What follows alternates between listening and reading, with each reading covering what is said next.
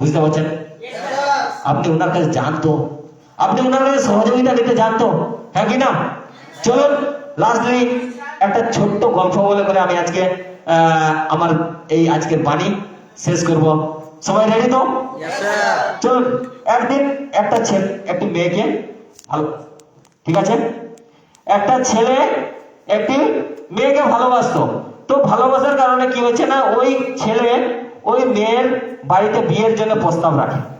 ওই ছেলে ওই মেয়ের বাড়িতে কি করে বিয়ের জন্য প্রস্তাব রাখে, ও সেখানে কি হয় না, ছেলে পক্ষ একটা মেয়ে পক্ষ কিনা একটি শর্ত রাখে যে হ্যাঁ আমি আপনাদেরকে আমার মেয়ের হাত তুলে দিতে চাইছি, একটি শর্ত রয়েছে। বলছি কি শর্ত?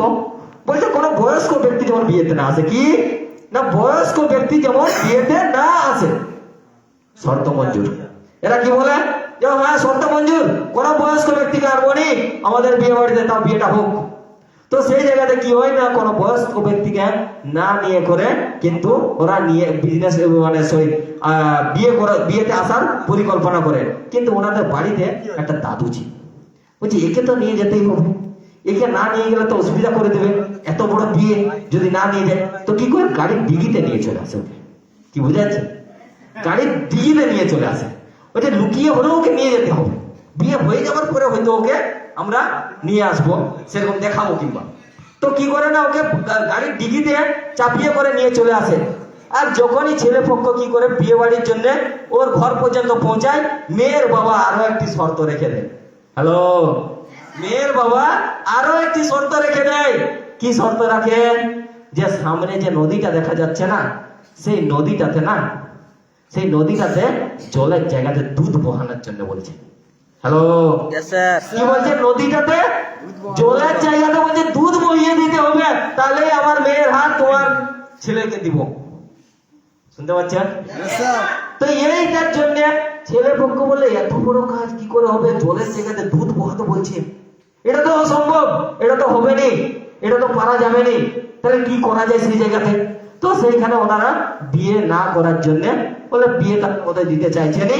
হ্যাঁ, সেইখানে থেকে ব্যাগ চলে আসে আর এসে করে গাড়ির কাছে বলে তাহলে ইনাকে কেন আমরা ডিগিতে ভরে রেখেছি, বের করাও, দাদুকে বের করাও। তো সেইখানে কি করে না, দাদুকে বের করায়। আর সেখানে দাদু বলছে নাতি বউ দেখবো কোথায়, কই দেখি। বলছে না বিয়ে হয়নি। ওরা আবার একটা শর্ত রেখে দিয়েছে যে সেইখানে যে নদীতে জল বইছিল না, সেই জলের জায়গাতে বলছে দুধ বহানোর জন্য। তো বলছি এইটুকু জিনিসের জন্য বিয়ে বন্ধ করে দিলিস? কি বলছে? এইটুকু জিনিসের জন্য তোরা বিয়ে বন্ধ করে দিলিস? বলছে এটা এটুকু জিনিস, ওরা জলের জায়গাতে দুধ বহাতে বলছে, এটা বলছে ছোট জিনিস হয়ে গেল।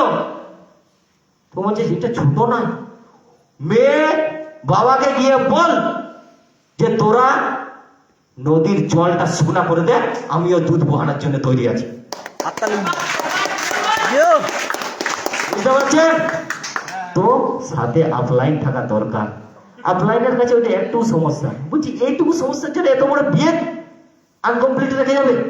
তো আমরা জানতে চাইছি আপনাদের কাছেও সেরকম আপলাইন রয়েছে, আপনাদের বড় থেকে বড় সমস্যার হাল কিন্তু আপনাদের কাছে চুটকিতে আছে, আপলাইনের কাছে চুটকিতে রয়েছে হাল।